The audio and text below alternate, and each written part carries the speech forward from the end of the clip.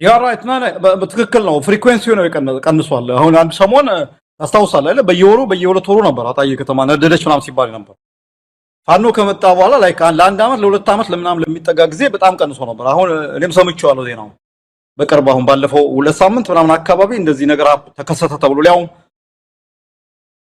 እንደ መሪ ባይዘው በጣም እሱም አንድ ቀን ሌላ ውይይት የሚያስነሳ ነገር ነው ወለጋ ሄዶ የተናገረው ነገር ያልከው ለታሪክ የሚቀመጥ ነው መጡባችሁ ይሄ ባይዘው ወደፊት ኢትዮጵያ ውስጥ አንድ ነገር ቢከሰት ዓለም አቀፍ ፍርድ ቤት እንትን በቃ ከማስረጃዎች ሁሉ የመጀመሪያው ማስረጃ ይሄ ነው ለዘር ማጽዳት ወንጀል ቅስቀሳ እንደዚህ ነው የሚደረገው የትም ቦታ እንደዛ ነው የሚደረገው መጡባችሁ እኛን ካልደገፋችሁ እኛ የናንተ መንግስት ነን እኛ የናንተ ነን እኛን ካልደገፋችሁ እነገል ያጠፋችኋል የሚል እንትን ማለት ከሚሴም ሄዶ የተናገረው ነገር እኮ እኛ ስለናንተ ስንሰማን ያደግነው እናንተን ያሰብን ያደግነው ምን ማለት ነውና እንደ ኢትዮጵያ መሪ አይደለም ሰውየው ዛ በየቦታው ሄዶ ሲናገር እንትን የሚለው እኔ ገርመኛል አንዳንድ ሰዎች አብይ አህመድ ኢትዮጵያኒስት ነው ምናምን ብሎ ሽንጣቸውን ሲጋተሩ እንትን እላለሁና አብይ አህመድ ኢትዮጵያኒስት ነው የሚገርም ነው አንዳንዴ ራስን ማጃጃል ከፈለክ በጣም እንትን ነው ቀላል ነው ይሄ በእንትኑን ክደህ እውነታውን ክደህ በራስ ዓለም ለኢትዮጵያ የሚያስብ የኢትዮጵያ መሪ እንዲያውም እስካሁን ኢትዮጵያ አግኝታው ማታውቀው መሪ ነው ብሎ የሚያስቡ ሰዎች አሉ በጣም የሚቀፈው ነገር ይሄ ነው በጣም የሚቀፈው አብይን ከዛ ጋር አገናኝቶ አርበኛ የኢትዮጵያ ምንድነው መሲህ አድርጎ የሚገልጹ ወገኖች እውነት አንዳንድ ጊዜ በጣም የሚያመው ነው ከድርጊቱ በላይ የሚያመው አብይ አህመድን በዛ አድርጎ መግለጹ ላይ ነው ኢትዮጵያን በጣም የሚጠየፍ እንዴ በአካልም እኮ አግኝተን ከአንደበቱ ሰምተናል እኮ አለን የሰማን ምን ያህል ኢትዮጵያ የሚባለውን ከነስሙ ጭምር እንዴት እንደሚጠየፍ ግን ለፖለቲካ ሸቀጥ ሲሆን እንደዚህ አደባባይ ላይ ለመናገርና ኢትዮጵያዊ መስሎ ለመታየት እንዴ ሰንደቅ ዓላማውን እኮ ነው ካንደበቱ ሰምቻለሁ አሁን በቀደም ግን ስለ ሰንደቅ ዓላማው አረንጓዴ ቢጫ ቀይ ይያለ በዛ ደረጃ ሲገልጽ እንዴት አይነት ቲያትረኛ እንደሆነ ነው ምትረዳውና የሚያምህ ነው አብይን በኢትዮጵያዊነት ማቀፍ ውስጥ መግለጽ በራሱ ያማል በጣም ማለት ምንም ነገር እንትን የለውም ላይክ ያለፉት 7 አመታት ከበቂ በላይ ምስክር ናቸው በተደጋጋሚ እኔ አሁን መለስን የማስታውሰው አንድ ቦታ ወርቅ ከሆነ ህዝብ ወጣው በመውጣት ይኮራሉ አለ ተብሎ ስንት ነገር ተፈጥሮ ነበር ያኮ እንደው አሁን ስታዩ ከአብይ አህመድ አንፃር ስታዩ ምንም ማለት አይደለም ምንም ችግር የለም አንድ ሰው ከወጣበት ህዝብ በዛ ኩራት ቢሰማው እንትን የለው ይሄኛው እኮ የወጣበትን ህዝብ ማሞገስ አይደለም መጡባችሁ እኮ ነው የሚለው እንደ መሪ ማለት ይሄ አንድ የወረዳ ካድሬ አይደለም የሚናገር ይሄ አንድ የቀበሌ ሊቀመንበር አይደለም የሚናገረው ይሄ አንድ የሀገር ጠቅላይ ሚኒስትር ነው የሚናገረው ይሄ መንግስት የናንተ መንግስት ነው ይሄን እድል አታስመልጡት ይሄን እድል ሊቀሟችሁ ነው በነገራችን ላይ በጣም እኮ እንትን ነገር ነው ይሄን እድል ይሄ የምን እድል ይሄን እድል ሊቀሟችሁ ነው ይሄን መንግስት ጠብቁ ተደራጅተዋል ጠብቁ ብሎ እንትን ያደረገ ነገር ነው ይሄ ባይዞ ጅማ ላይ ሌላም እንደዚህ አንድ የረሳሁት ንግግር አለ የተናገረው ባሌ ጎባ ላይ ታስታውሳለህ ባሌ ላይ ተበዛዛኝ እንደዚህ ንግግር ተናግሮ ነበር ያንን ይሄንን ሪቶሪኩን ይሄ በቃል የሚነገረው ነገር ብቻ አይደለም ማየት አለበት አሁን ሽመልስ አብዲሳ መሪነት የሚደራጀው የሚሊሻ ብዛት የሚደራጀው የታጣቂ የኮኔገኛ ጋሽና ሲርማ ማመን የሥራ ጠባቂ ምናም እየተባለ የሚባለው ነገር ዝም ብሎ አይደለም የሚደራጀው እንደ ክልል ኦሮሚያ ክልል አሁን ባለው ሁኔታ እየተደራጀ ያለበት አሁን በቅርብ አንድ ዜና ወጥቶ ነበር የኦሮሚያ ክልል ውስጥ የሚካሄደው የአድማ ብተናና የሚሊሻ ስልጠና ከመከላከያ ጋር ተቀናጅቶ እንዲካሄድ ነው እየተደረገ ያለው ሰው ይሄንን አያውቅም እንትን አይደለም ከመከላከያ ጋር ተቀናጅቶ ነው እየተካሄደ ይሄ በጣም አደገኛ ነው እጅግ በጣም አደገኛ ነው ይሄ በጣም አደገኛ ነው እንደ ሀገር ይሄ አንድ ክልል ላይ እንዲህ አይነት የጉልበት በተለይ በፌደራሉ ኃይል በማዕከላዊ መንግስቱ ብቻ ሊያዝ የሚገባቸው መሳሪያዎች በገለልተኛ ሆኖ የሁሉም ያገሩ በሙሉ ናሽናል የብሔራዊ ጦር መሆን የሚገባው መከላከያ የአንድ ክልል ሚሊሻ ጋር መሳ ለመሳ ተቀናጅቶ እንዲሰራ ሲደረግ ነው ነገር ስታይ አደገኛው ሁኔታ ውስጥ እንደገባ ታያለህ ከቃሉ ከፉካው ከሽልላው በተጨማሪ ማለት የጦር መሳሪያም ግዢ ያለ ምናምን የሚባል ነገር አለ ፕሮኪርመንት እና እኔ አንዳንድ ቅድም ያልከው ነገር አብይ አህመድ ኢትዮጵያኒስት ነው ለኢትዮጵያ በጣም እንደው ኢትዮጵያ እንደሱ አይነት መሪ እስካሁን አግኝታ አታውቅም የሚሉ ሰዎች ምናምን ነገር ኖ ጀስት ዌይት እስቲ ጭንቅላታችሁን አስሩ ቀላል ነገር ትንሽ ጭንቅላታችሁ ውስጥ ያለውን እንትን ምን 100% ቢሆን 20% በ20% አስቡበት በላችሁ አማራው ክልል ጉዳይ ነው እንግዲህ አብይ አህመድን እረፍት የነሳው አውጥቶ አይናገረውም እንጂ እዚህ አይነት ሁሉ ስጋትና እዚህም እዚያም እሳት እንዲለኩስ ያደረገ ያለው የአማራ ክልል ተጠናክሮ እየተካሄደ ያለው ትግል ነው። ወንበሩን የሚነቀንቅ ከምንም በላይ ከስልጣን የሚያስወግደው ኃይል ከዛው ከአማራ ክልል እንደሚመጣ ስለተረዳም ነው ያንን ኃይል አንደኛ ውቅና በመንፈግ ምንም እንዳልፈራና ብዙም ቦታ እንዳልሰጠው ለመምሰል የሚያደርገው ጥረት በሁለተኛ ደረጃ ይህንን ያደረገ ግን መጠነ ሰፊ ሆነ 11 ክፍለ ጦር ጭምር አሰማርቶ ይህንን ትግል ለማዳፈን የሄደበት ርቀት አብይ አህመድ ትክክለኛ ስጋቱ የአማራ ክልል መሆኑን ለማረጋገጥ ከዚህ በላይ ምንም ሊገኝ አይችልም ብለው የሚገልጹት ነገር ነው። ለማንኛውም አማራ ክልል ተጠናክሮ ቀጥሏል። የአማራ ፋኖ ብሔራዊ ንቅናቄ ለትልቅ ጥቃት ለትልቅ ምናልባት እስከዛሬ ካየነው ከሰማነው በላይ ሊሆን ለሚችል ጥቃት እየተዘጋጁ እንዳለ እናውቃለን። ከዛ በፊት ግን የተለመዱ የውጊያ እንቅስቃሴዎች እየተደረጉ ነው። ሰሞኑን በጣና ዙሪያ በማዕከላዊ ጎንደር አካባቢ የሚደረጉ ትግሎች ከፍተኛ የሆነ ድል ያስገኙ በአገዛዙ ሰራዊት ላይም እንደዚሁ ኪሳራ ያስከተሉ ናቸው። በሻውራ የተገኘው ድል በምስል እያየን ነበረ። ከፍተኛ ቁጥር ያለው የአገዛዙ ሰራዊት ነው የተደመሰሰው። አስክሬን ተትተው ነው ሄዱት። የራሳቸውንም አስክሬን ማንሳት ባልቻሉበት ሁኔታ የአካባቢው ማህበረሰብ በወግ በባህሉና በሃይማኖቱ እንደዚሁ የአስክሬን ወደ አፈር የመቅበር ስነ ስርዓት ሲያከናውን የሚታይበትን ቪዲዮ ነው ያገኘ ነው። ዛሬ ደግሞ እንደሰማነው ደልጊ የተባለችው እንደዚሁ ቁልፍ ቦታ በፋኖ እጅ መግባቷን ከ20 በላይ የወታደራዊ ተሽከርካሪዎች ናቸው ጥቃት የደረሰባቸው የተቃጠሉትና በቁጥጥር ስር የገቡት። በአሁን ሰዓት አብይ አህመድ አማራ ክልል ላይ ቆሞ መዋጋት አልቻለም። የተወሰነ ሰራዊቱን ወደ ሰሜን ኢትዮጵያ ለሌላ ግዳጅ ወስደናል ብለው አሁን በፊት ለፊት ሚሊሻውንና አድማ በታኙን እያጋፈጡት ይገኛሉ። የአማራ ፋኖ ብሔራዊ ንቅናቄ የምህረት አዋጅ ሰጥቶ ብዙ ሚሊሻና አድማ በታኝ እጁን እየሰጠ ነው የሚገኘው። በአማራ ክልል ያለው የኃይል ሚዛን እንደተለመደው በፋኖች የበላይነት እንዳለ ነው የሚታወቀው። እስቲ ስለ አማራ ክልሉ አጠቃላይ ሁኔታ እንመልከተው።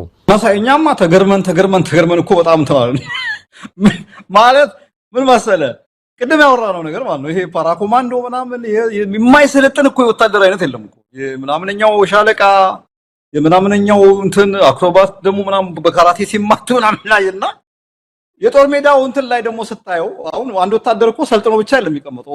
ያንን ወታደር እዛ ጦር ሜዳ ደግሞ ስትወስደው ውጤቱ ሌላ ነው ማለት አንድ ብለህ ያውላ እኛ በቃ የምንዘጋጀው ለነዚህ አይደለም እነዚህ እንትኖች ናቸው። እንዲያውም አንድ ጀነራል ሲናገር ነው የሰማሁት መሰለኝ የኛ ዝግጅት ለትልቅ ነገር ነውና ለነዚህ በቃ ጀስት በትንሹ ነካ አድርገናቸው ያለን ነገር ነውና በተግባር ግን አሁን አንተ ጋር ከመግባት በፊት ዳዋት አንድ ከተማ ተቆጣጥሮ ሲገባ እያየው ነበር።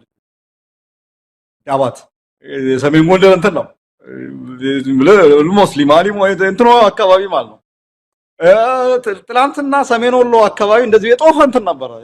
ሰሜን ሸዋ ላይ ምንም ሊቆም ያልቻለ እንትን ነው እና እኔ አሁን አንዳንድ ነገሮችን ገልብጦ ማየት ደስ ይለኛልና እንትኑ ሳይሆን እኔ አሁን የፋኖ ድል ብቻ ሳይሆን የሚገርመኝ የመከላከያ የሚባለው እንትን በየሳምንቱ ቅድም ያልኩ ነው በየሳምንቱ ትሪቱ የዝንትኑ ድንፋታው የጀነራሎቹ በቃኛ እንትኑን ብለናል ምናምን ሺጦር ብላቴ ተመረቀ ደዴሳ ተመረቀ አየር ኃይል እንደያደረገ ምናምን ነገር ይለዋል ነው ነገር እነዛው ጀነራሎች አሁን መሐመድ ተሰማ ምናምን ጦር ሜዳ ምናምን እንደገና ወስደን ተስታረጋቸው የለም ውጤት የለው ምንድነው ማለት ይሄን ነገር መጠየቅ አለባቸው። ምንድነው አሁን እኛ ስለ ኤርትራ ምናምን ከምታወሩ መጀመሪያ እስቲ ምንድነው አማራ ክልል ምን ላይ ጎደለም ብላችሁ መጠየቅ አለባችሁ። ይሄንን ህዝባዊ ያል ሊያሸንፉ አይችሉም። በብዙ ነገር አሁን ልቀዋቸው እየሄዱ ነው ከአብይ አህመድ ኮሎኔሎች ከአብይ አህመድ ጀነራሎች የፋኖ ጀነራል አዋጊዎች የበለጠ ብቃት ነው ያላቸው። በደንብ አድርገው በደንብ አድርገው እንትን እያሉ ያለበት ሁኔታ ነው ያለው። ቀደም ያልከው ነገር ነው እኮ ኦልሞስት የተወሰነ የኤርትራ ኃይል ከሄደ ውጭ እኮ የኢትዮጵያ መከላከያ አብዛኛው 2/3 የሚጠጋው ኃይሉ አማራ ክልል ውስጥ ነው ያለው። በዚህ ሁኔታ ይሄንን ኃይል ማሸነፍ ካልታችል እንዴት አድርገ ነው ሌላ ኢንተርናሽናል ጦርነት ዓለም አቀፍ ጦርነት ከጎረቤት ጋር ወደብ አመጣለሁ ዝባዝንኬ ለግብጽ ነው ለምናምን ነው መዘጋጀው ቀይ ባህርን እንጠብቃለሁ የምትለው ምንድነው? እንትኑ ሎጂኩ ምንድነው? እኔ እኮ የናቢ ችግር መሰለ አንዳንዴ የሆነ ነገር ይናገሩና ያን የተናገሩት ነገር አፈርድሜ ነገር የሚያገባ ሌላ ነገር ሲሰሩ ታያለ። በቃ ዛቻው ፉከራው ምናምን ታያለና ወይ ጉድ ምናምን ነገር ብለ ገና ታዝበስ አጨርስ ሰራዊቱ የሆነ ቦታ አፈርድ ሲገባ ታያለ። የሚያሳዝነው ኢትዮጵያውያን ናቸው የኢትዮጵያ ልጆች በዚህ እንዲህ ባለ ሁኔታ ከንቱ ለሆነ for nothing by the way ለምንም በቃ ያንድን ሰው የስልጣን አምሮት ያንድን ሰው እብሪት ያንድን ሰው ቅጀት ለማሳካት ተብሎ ኢትዮጵያውያኖች በዚህ ደረጃ መስዋዕት ሲከፍሉ ስታይ ታዝናለህ። ከዛ ውጪ ግን ምን ሰማው ነገር ነው በፋኖ ላይ ያልተደረገ ያልተዘመተ ነገር የለም። እነ አውርተነዋል እነ ኮሎኔል ፋንታው ማባው ማስረሻ ምናምን እጅ ሰጡ ተብሎ በቃ የፋኖ ነገር ያበቃለት የደቀቀለት መስሎ ወጥቶ ነበር። እኔ አንድ የመንግስት ሚዲያዎችም ያሳዝኑኛል። እንደ በቃ ሲያወሩት ልክ የሆነ በቃ ፋኖ ያለቀ ድቅቅ እንትን እንደ ታሚል ታይገር ወይም ኬምሩሽ በቃ ድምጥማጡ የጠፋ ኃይል ነገር አስመስለው ይላሉ። ደግሞ አሁን ደግሞ እንደዚህ ነገር ይመጣል። እንደው መስፍን አብይ አህመድም ሆነ ጀነራሎቹ የሚፎክሩት ነገር እንደው ወደኋላ መለስ ብለን እኔ 8 ዓመት አብይ ከመጣ የትኛውን ጦርነት አሸንፈው ነው የትኛውን ጦርነት እንደዚህ ደረት እያስነፋ የሚያስፎክርና የሚያሸልል የትኛው ጦርነት ነው? ትግራይ ላይ ተካሂዶ እኮ የነበረው ጦርነት በዓለም ታሪክ ምናልባትም ምናፍርበት አንድ የመንግስት የጦር ሰራዊት በዚህ ደረጃ እየሸሸ የምርኮኞችን ብዛት ታስታውሳለህ? ህወሓቶች ማረኩትን እስከ ሰሜን ሸዋ እንዴት ፈርጥጦ እንደመጣ እናውቃለን። የትኛውን ጦርነት አሸንፈው ነው? በዚህ አይነት በርስ ጦርነት አሸነፍኩ ብለ ነው እንዲህ እየተኩራራ ማነው ብርሃኑ ጁላ ነው እዚህምና አንተምና እኛም ጋና ይሉናል በጦር ሰራዊታችን ብቃት የበየትኛው ጦርነት ተፈትነ ነው? አየነው አማራ ክልል ለ15 ቀን ብሎ ገብቶ ይሄው 2 ዓመት ከ8 ወር 3ኛ ዓመቱ መጥቷል። በየትኛው ጦርነት ተፈትነው በየትኛው ጦርነት ጀግንነታቸው ተለክቶ ነው እንደዚህ የሚፎክሩትና የሚሸልሉት? እኛ እስካሁን ያየነውና አብይ አህመድ ያሸነፈው ጦርነት የለም። ሰሞኑን ያናገርኳቸው የወታደራዊ ጉዳዮች ባለሙያ ሻለቃ ማሞ ለማ የጎሳ ፖለቲካ ይዞ ኢትዮጵያዊ ሰራዊት መገንባት አይቻልም ነው ያሉት። የጎሳ ፖለቲካ ያራመድክ የዘር ፖለቲካ ያራመድክ ኢትዮጵያዊ ሰራዊት ልታቋቁም ፈጽሞ አትችልም። ከዛ ጭንቅላት ያልወጡ በዛው አስተሳሰብ ውስጥ ያሉ ደማቸው ውስጥ ዘርና ጎሳ ህይወታቸው በሙሉ በዛ ላይ ተመሰረተ ፖለቲከኞች በምንም ኢትዮጵያዊ ሰራዊት ሊገነቡ አይችሉም ነው ያሉት። ስለዚህ መስፍን እንዲህ የሚያስፎክር እኮ ምንም ነገር የለም፣ እንዲህ የሚያሸልል ምንም ነገር የለም። በውጤትም ተመዝነው የወደቁ ነገም ከነጎዲያ ከዛ የተለየ ነገር የማናይባቸው ተስፋ ማይደረግባቸው የፖለቲካና ወታደራዊ አመራሮች ናቸው። እንግዲህ ኢትዮጵያ እንኳን አይደለም ለራሷ ለአፍሪካም ትበቃለች እያሉ እየፎከሩ ያሉት። ገራሚው ነገር እሱ ነው። ግን ምናልባት እንደዚህ ፉከራው የበለጠው አቅም ከማጣት ይመስለኛል። አንዳንዴ ዝም ብለህ ስታየው አንዳንዴ እኮ እንትን አቅም ሲያንስ ወሬው እንትኑን ትጨምርበታለህ። እንዲባለው የሚነፋው ፉና የሚለው ነገር ተነፋበታል። ጥሩምባ ይበዛዋል የሚባለው ነው። አዎ በቃ የዳሰር ጥሩምባ ይበዛዋል። በቃ ትክክለኛ እንትን ነገር ነው። አቅም ሲያጣ አይ ቲንክ አሁን የምታየው ነገር እሱ ግን ሰው ልብ ብሎታል ነው ያላቀም። እኔ በጣም ብዙ ስለምከታተለው የመንግስት ሚዲያዎች እኮ ሰሞኑን በየዊክሊ የመከላከያ ዜናዎች የዚህ ቦታ እንትን ተመረቀ እዚህ ቦታ እንትን ተደረገ መከላከያው እንዲያረገ ኢትዮጵያ ላይክ ምን በቃ ሙሉ ጦርነት ከብዙ ሀገሮች ጋር ሙሉ ጦርነት ውስጥ ያለች ሀገር ነው ያስመሰለው። ያ ብቻ አይደለም ድንፋታው ደግሞ በቃ የሆነ በቃ ኢትዮጵያ ለካ ምን ልበል ከአሜሪካ ጦር ጋር የምትዋጋ ሀገር አድርገው ነው እንትን የሚያደርጉት። በተግባር ግን ያው ፋኖን ከፋኖ ጋር አንድ ነገር እንኳን አንድ ዲሳይሲቭ የሆነ በፋኖ ላይ አንድ ዲሳይሲቭ አሸናፊነት ማሳየት ያልቻሉበት ሁኔታ ምንም ነገር በቃ እኔ አንዳንዴ ኢትዮጵያ ውስጥ በእኛ ሀገር ሚዲያ ምናምን ስለሌለ ነው እንጂ እስቲ 95% አጥፍተናቸዋል የተባለው የቀረው የመጠራረግ ነው የማዝዳቱ የመለቃቀም ምናምን የሚባለው እያንዳንዱ የተሰራውን እንትን ተሰብስቦ ቢመጣና አሁን ደግሞ ያለው ነገር ቢታይ ምንድነው እንትኑ ልዩነቱን በደንብ ማሳየት እንትን ይላል። ቅድም እንዳልከው የደሃ ሰርግ ጥሩምባ ይበዛዋል። ይሄ የሰሞኑ ጥሩምባ የመከላከያ ፉከራ፣ ስለላ፣ ይሄ ፓራኮማንዶ ከአየር ላይ መዝለል ምናምን ነገር እንትኑ ምናምን በሙሉ እኔ የሚመስለኝ አቅም ከማጣት ምንም ነገር ከማድረግ አለመቻል የመጣ እንትን በቃ ጀስት እናሳይ ሾው ፎርስ ጉልበት እንዳለ እናሳይ። ግን ያው የቁርጥ ቀን ሲመጣ ጊዜራ ቃላይ ነገር ነው የሚመስለው። እኔ እንደዛ ነው የሚመስለው። በተግባር እኮ ተመልከት። አሁን በእነዚህ ከተሞች በጣም ወሳኝ ከተሞች ናቸው። እነዚህን ከተሞች ቆሞ መከላከል የማይቻልበት ሁኔታ እንትን ያለበት ሁኔታ ነው ያለው። ኦልሞስት በጀቱ ብዙ ነገሮች ለመከላከል ሄዱበት ሁኔታ ነው ያለው እንደ ሀገር ማለት እና የሰውየው ቅዠት የነብራኑ ጁላ ድንፋታ ምናምን ነገር እነሱን ኢትዮጵያ በታሪኳ እንደዚህ አይነት ውርደት ምናምን አይተማ ታውቃቸው። አሁን ይሄን ፊልድ ማርሻል ብለ የሚጠቀስ ታሪክ ፊልድ አሁን ማን ነው ራሻዎቹ ወይም ጀርመኖቹ አንድን ሰው ፊልድ ማርሻል ሲያደርጉ በደንብ በጦር ግንባር ተፈትኖ ብዙ ነገሮችን ያስመዘገበ በጣም ስትራቴጂክ አመራር መስጠት የሚችል መሆን ያለበት እንትን ነው እና ብርሃኑ ጁላን ወይም ደግሞ አበባው ታደሰን ምናምን ነገር ፊልድ ማርሻል ብርጋዴር ጀነራል ምናምን ነገር ብለ አለው ነው እንትን ነው። መስፍን እንደው የትግራይና የኤርትራ አካባቢ ያለው የጦርነት አዝማሚያንስ እንዴት ትመለከተዋለህ? እንግዲህ ሰሞኑን ከፍተኛ የሆነ የጦር ሰራዊት ነው ወደዛ ቀጠና እየተጓጓዘ ያለው። አብይ አህመድ በተለይ ወደ ኤርትራ ተሻግሮ ለመምታት የትግራይ መሬቶች ማለፍ አለበትና ለዛ ከትግራይ አስተዳደር ጋር እንደው ፍቃድ የሚመስል ነገር ነው የጠየቀው። እንግዲህ በይፋ ያወቅነው ነገር የለም። እዛ የሚገኙ የመከላከያ የድሮ ነባር ይዞታዎች አሉ። እነዛ ይዞታዎችን መልሶ መከላከያ እንዲገባበት የሚል ጥያቄ ቀርቦ የጊዜያዊ አስተዳደሩ ያንን እንደማይቀበልና እንደዛ አይነት ፍቃድም እንዳልተሰጠ ጠቅሷል። ስለዚህ ሻለቃ ማሞ እንዳሉት የጦር ሜዳ ፈልግ ያጣው ነው። እንግዲህ አንድ የሆነ ግጥሚያ ሲኖር አሁን ቦክስም ሲኖር ሪንግ ይኖራል። የሆነ የተከለለ ቦታ ነው እንግዲህ የሚቧቀሱት።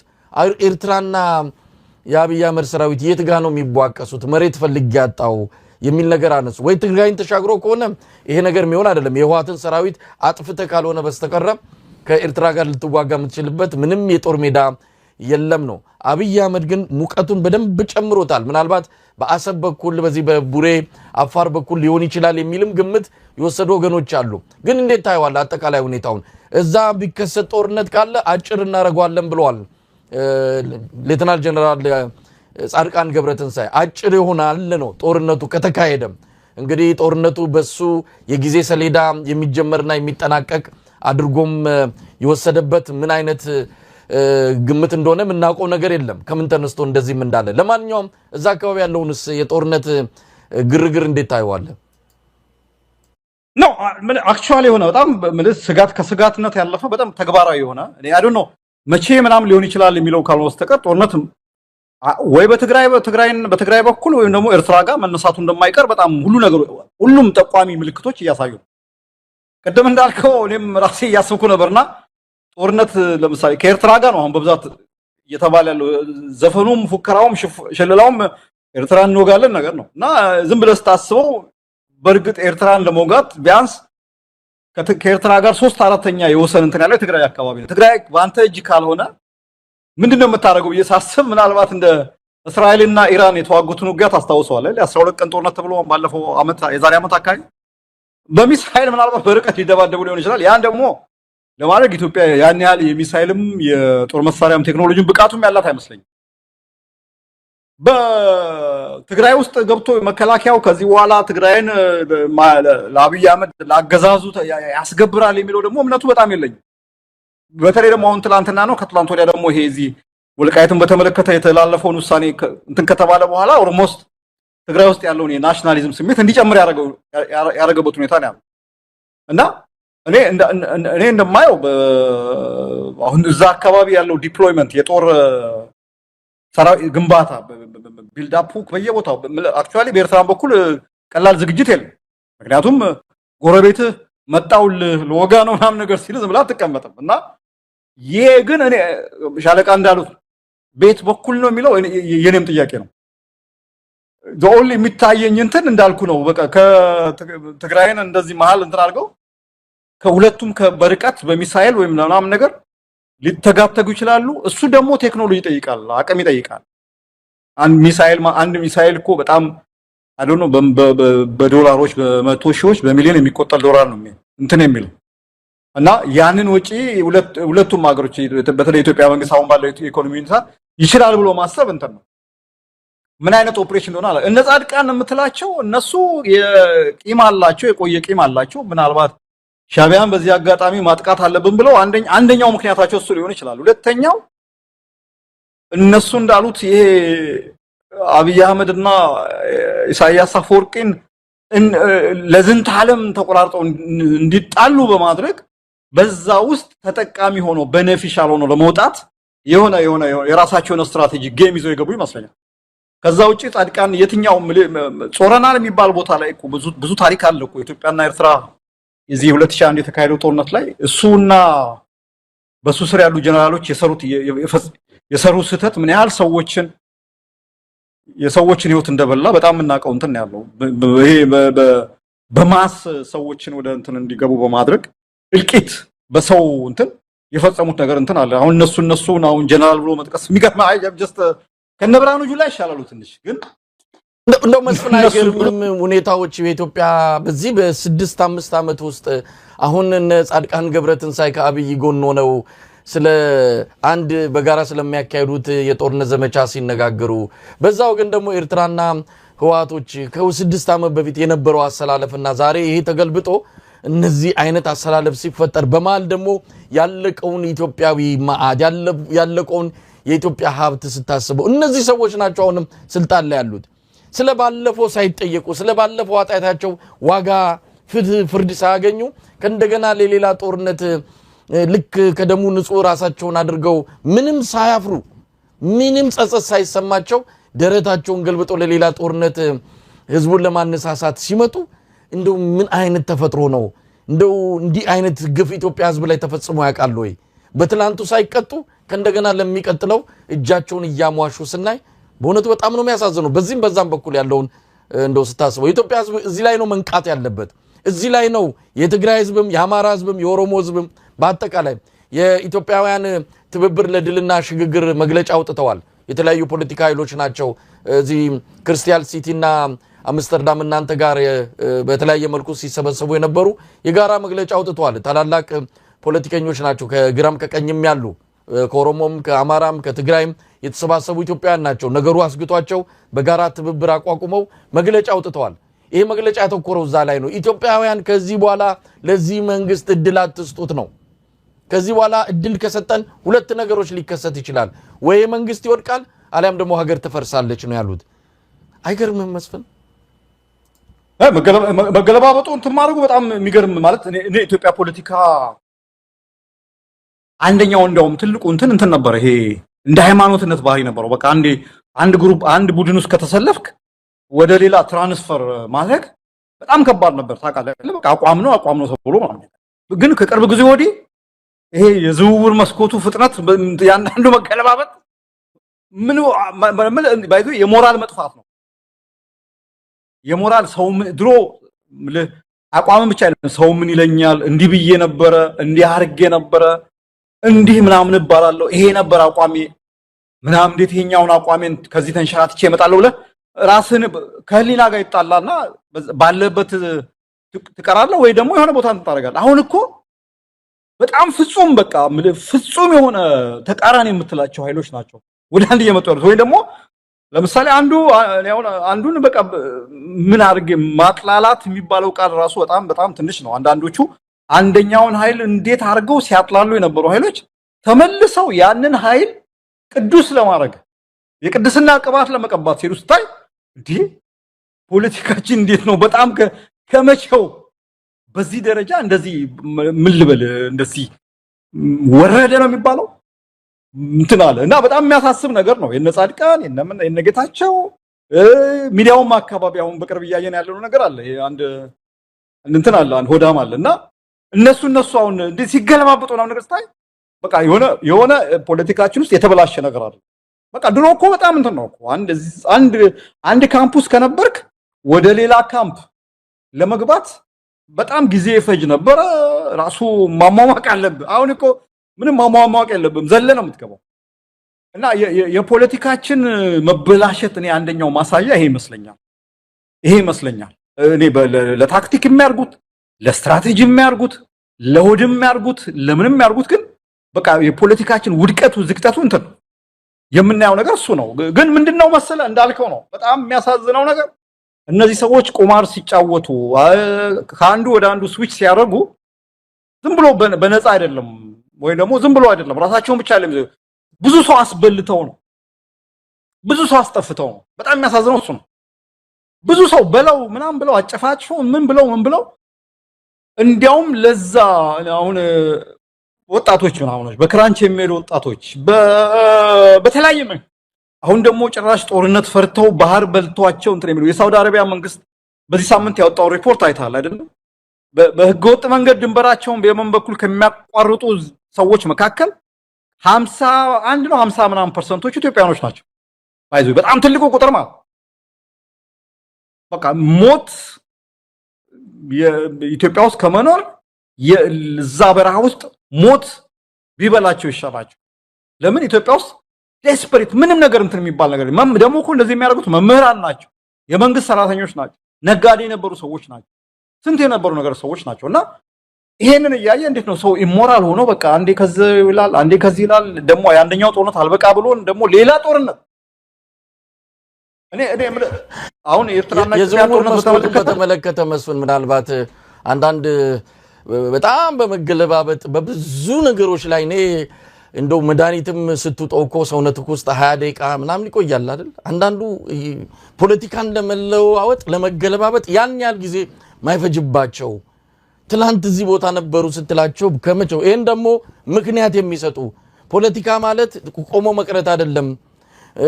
ፖለቲካ ማለት እንደዚህ አይነት ነገሮችን ሪያሊቲን እና እውነታን እያዩ ከዛ ጋር የሚስማማ አቋም መያዝ ነው ብለው ለራሳቸው ድክመትና ለራሳቸው እንዲህ አይነት አቋም ምክንያትና ሳይንሳዊ ነገር እያበጁ የሚሄዱ አሉ። ሰሞኑን ደግሞ በምንድነው በአገዛዙ ቴሌቪዥን ላይ በርክተው እያየናቸው ናቸው። እዚህ አገዛዙ ቴሌቪዥን ስክሪን ሴቨር ሆነው ቀርተዋል። አንዳንድ ነገር ያሳዝናል። ይሄ ፖለቲካ መስኮት ዝውውሩ በጣም አሳፋሪ በሆነ መልኩ እውነት በጣም ያሳፍራል። እንደዛ የምትላቸውን ሰዎች ከ3 ከ4 ዓመት በፊት አብረናቸው ስንሰራ የነበሩ ሰዎች ናቸው። እኔም በግሌ አብረን እንዲያውም እዚህ እኔ ቤት እንግዳ ሆነው ያረፉ ሰዎች ናቸው እና ምን ሲሉ እንደነበረ በኦሮሞ ፖለቲካ ላይ በኢትዮጵያ ፖለቲካ ላይ ምን ሲሉ እኛ እንደነሱ ባለጌ አይደለም፣ ግን ምን ሲሉ እንደነበረ የምናውቃቸው ሰዎች ናቸው። እኔ ምንድነው ሰው ይታዘበኛል የሚባል ነገር የሚባል የለም። ሰው ይታዘበኛል ማቀርቷል። ህሊና ይታዘበኛል እርሳው አውጣው። ምክንያቱም እንደዛ ነው።